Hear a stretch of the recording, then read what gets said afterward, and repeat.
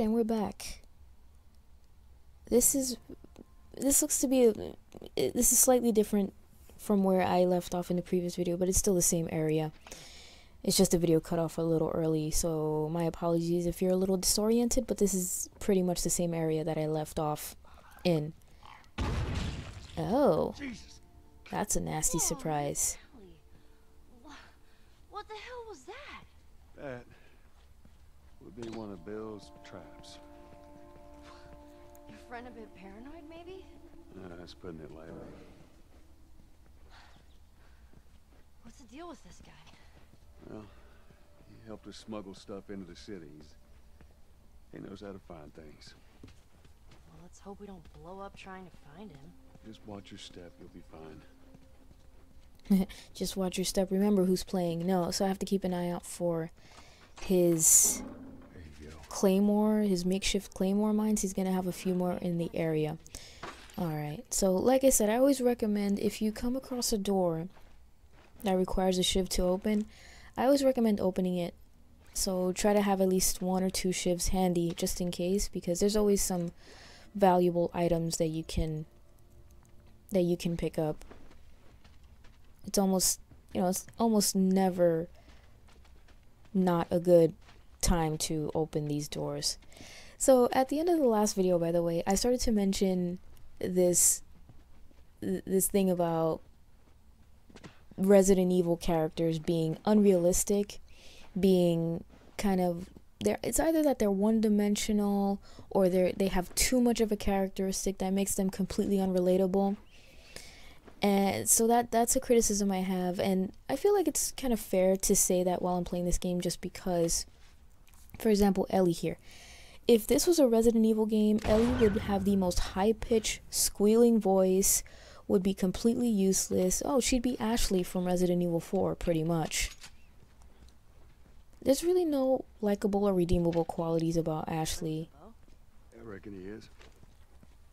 She might help with opening a door or two, but literally that is it. And it's not even like she's 5 years old and doesn't understand anything. She's 20 at the time of the game, so that, to me, that's inexcusable. So that's kind of something that just always boggled my mind, and it has nothing to do with which generation of game console you're playing, because you can make a likable character in any game. I don't care if it's Nintendo, Super Nintendo, or the PlayStation 4. I mean, come on, it's writing. It has nothing to do with the console, of course. I mean, that's kind of a point not even worth mentioning, because that's pretty obvious. But I never understood that. But then again, Resident Evil is still fun as hell, because, I mean, what is it? It's a fun survival horror game. B-movie horror. That's kind of what they were going after. So I guess in the end, is it really fair for me to compare a game like this versus a game like that, Resident Evil? Maybe not. Maybe not. Yeah. Oh, hell yeah. Got a bow and arrow? I'm a pretty good shot with that thing. How about we just leave this kind of stuff to me? Well, we could both be armed. Cover each other. I don't think so. So you know what I'm gonna do with that. The nice thing about the bow and arrow is that some of the arrows, when you fire them, even if you hit an enemy, some of them are still reusable. So if you manage to hit an enemy and you're in that body's vicinity, you can pick up the arrow if it didn't break. Some of them break. I mean, it's natural, because if all the arrows remained intact, the weapon would be ridiculously overpowered. Alright, so I have to make my way across this. So I'm gonna go and try to see if I can pick up this board. That's the only thing I can think of at the moment. But the bow and arrow, another interesting advantage to the bow and arrow is that it's actually very quiet. It's not, it's not a gun, so as soon as you shoot a gun, pretty much the enemies know where you are. So I believe, is that right?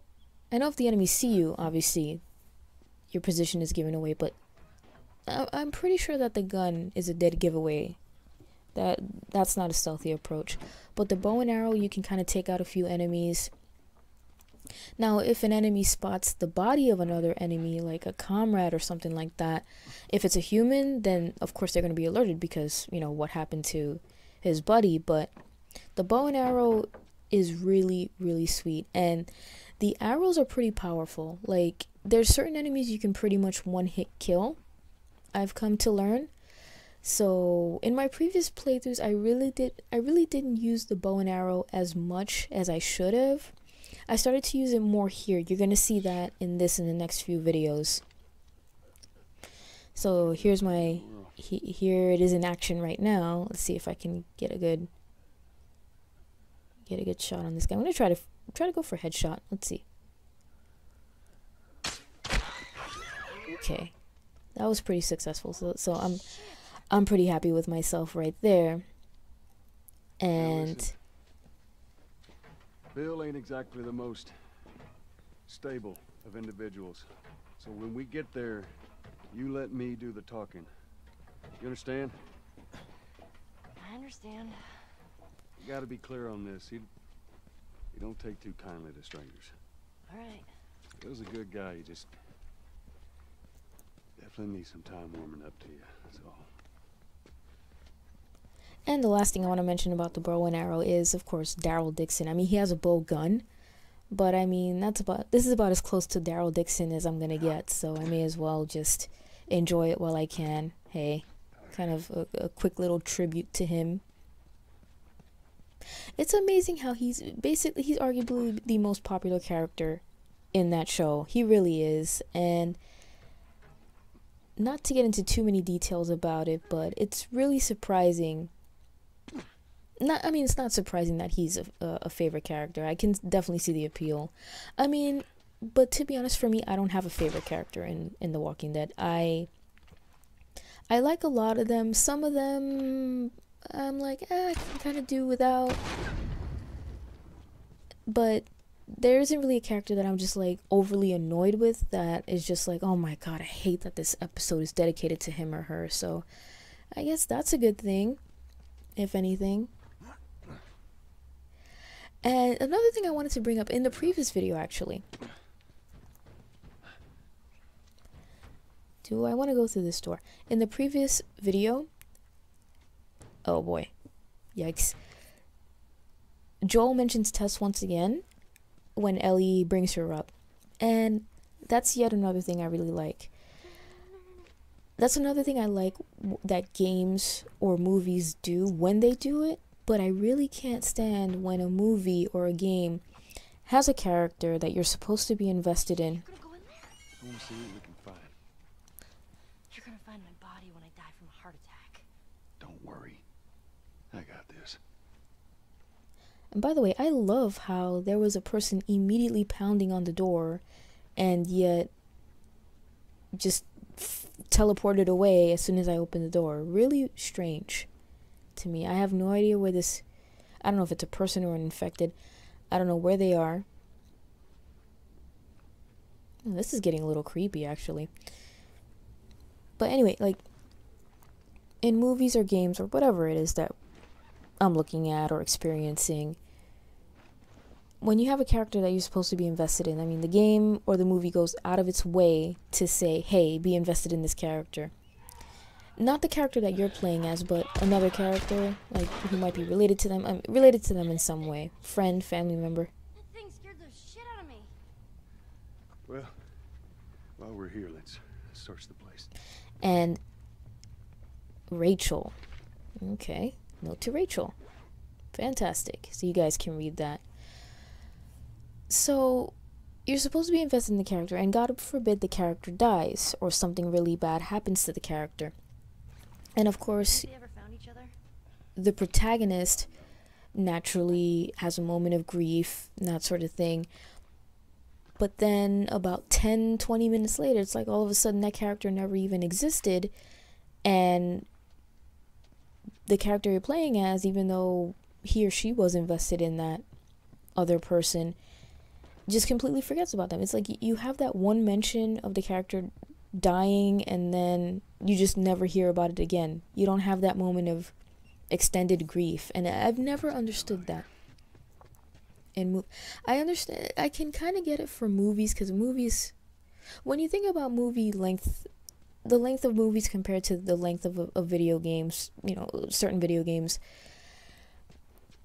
I can understand why they don't want kind of a protracted grief sequence. There's just not enough runtime for that in a movie, and I get that. But I think there's, even so, despite that, I think that should kind of provide incentive for movie writers to become a little more creative in expressing grief a little more realistically. That's a big gripe that I have, and I wish that more people, you know, kind of address that. Now, having said that, games do that too. There's a lot of games that have a character who you're supposed to be invested in. The character dies, you have a brief moment of grief, and then you never hear about the character again. All right, stand back. Oh, look at here.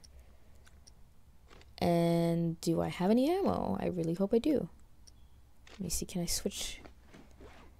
Let me see here. I'm gonna have to use one of the bigger guns because I'm out of ammo with most of my other weapons, which is really annoying, but it is necessary. There's no, you know, I have to detonate those bombs.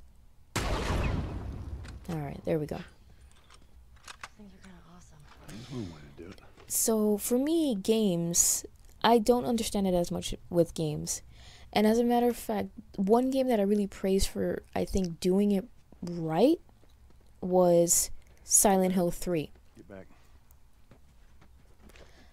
And I almost tripped over that, by the way. Thank God there was that bit of dialogue to let me know, whoops, oh crap, there's a tripwire down there.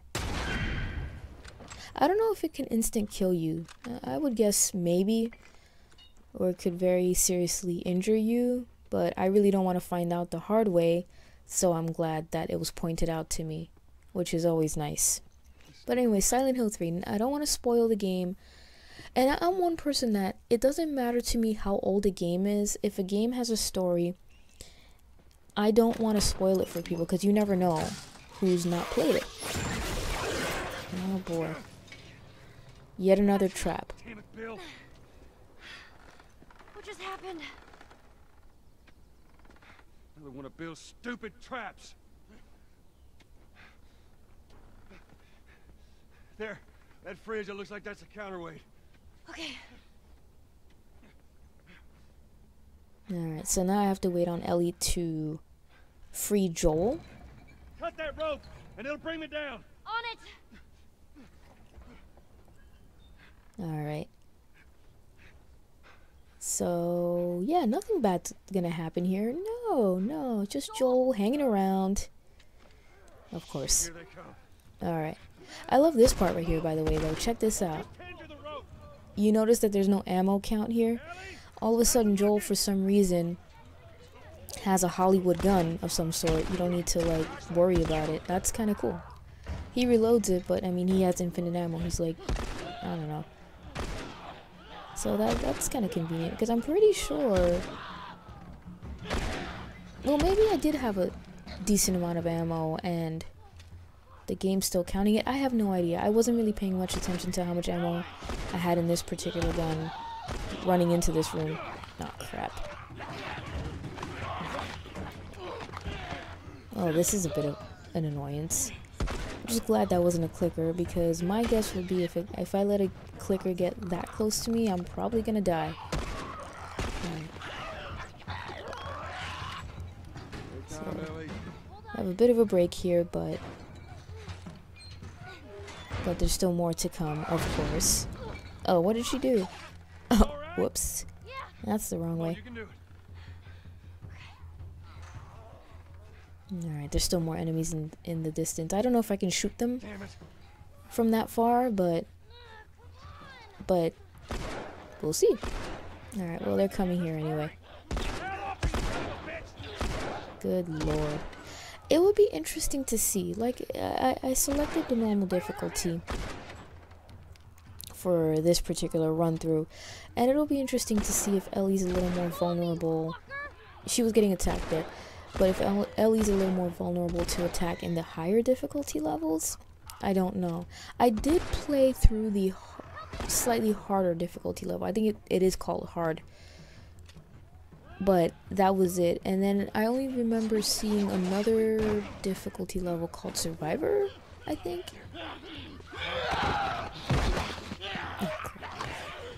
Okay. Another freaking QTE. Kinda had my... Hello. Get off your ass on your... Oh, well, there he is. There's Bill. So, you know what? At this point, I'm just gonna run. I still have 17 bullets in my revolver. So that's not too shabby.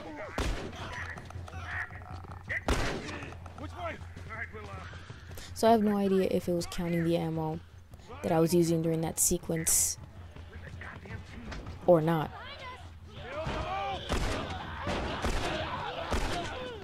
Ugh, great, that is annoying. Get off me, bro. Get off me. God. Okay, nobody help me. No, it's fine. Just cheer me on from the background. Alright. So this marks another oh my god. This marks another segment where at least I have another character who has a weapon. So in some ways that's a bit of a relief. Because at least you can somewhat kind of say, okay, I can somewhat rely on this person. Maybe, maybe not. I don't know.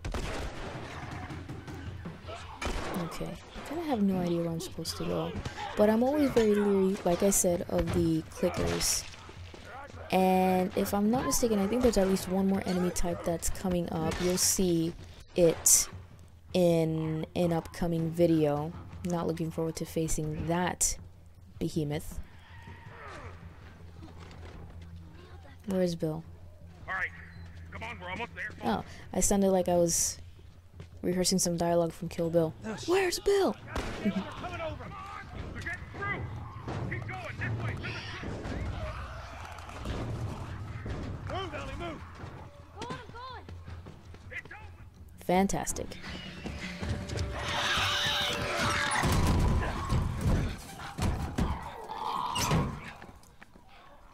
Man, that was close. Thanks for the heroics and all. Ellie. Hey, what are you... Joel? Bill. What are you doing? Bill. Let me go. Turn around and get on your knees. Just calm down a second. Turn around All right. and get on your knees. Don't test me. Just Take it easy. any bites. Oh. Anything sprouting? Oh, God damn it, I'm clean! If I see so much as a twig. Ow! Stop! Son of a bitch! You done? Am I done? You come into my house, you set off all my traps, you damn near break my shooting arm. Who the fuck is this punk and what's she doing here? I am none of your goddamn business, and we're here because you owe Joel some favors. And you can start by taking these off. I owe Joel some favors. Is some kind of joke? I'll cut to the chase. I need a car. Well, it is a joke. Joel needs a car. Well, if I had one that works, which I sure as hell don't, what makes you think I'd just give it to you? Huh? Yeah, sure, Joel, go ahead. Take my car. Take all my food, too, while you're at it. By the looks of it, you could lose some of that food. You listen to me, you little shit. No, fuck you! You handcuffed I me. need you to shut up. All right? Whatever favors you think I owe you ain't worth that much. Actually, Bill, they are. Well, it don't matter, because I don't have a car that works. But there is one in this town. Parts. There are parts in this town. Meaning that you could fix one up.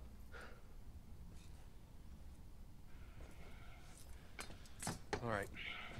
If I'm gonna do this, there's some gear I'm gonna need. All right. It's on the other side of town. Now you help me go gather it, and maybe I can put something together that runs. But after this, I owe you nothing. That's fine. A couple days from now, we'll probably be dead anyway. Good. Follow me. Whole goddamn town's booby-trapped. Best stay right on my ass. Can't miss it. Knock it off. Oh, Ellie. All right. Whatever supplies you may want or need, I suggest you grab them. All right, thank you. Ellie, take a look around, see if there's anything we can use. Alrighty.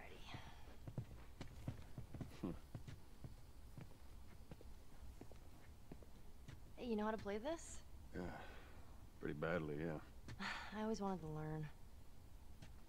Hey, Bobby Fischer, don't touch anything on that board. Bobby, what? Just let it go. Yeah, so here is a training manual. It allows you to, I think this is the first one that I picked up so far in the game.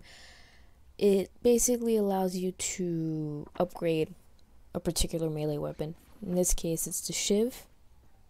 And they get upgraded in different ways. For example, you can have melee weapons that are a little stronger, they're a little more hardy, etc., etc. Okay. And by the way, I did mention that I'm gonna try my best not to upgrade the melee weapons as much as I can. I'd rather make Molotov cocktails instead, or other weapons of those type. But sometimes you'll see me upgrade the melee weapons. So I'm just gonna, I think that's just about it for the supplies in this area, in this room. So I'm gonna see. I'm still not at Shiv Master level yet, so that's unfortunate. I'm gonna make this Molotov cocktail. And I'll be back in the next video.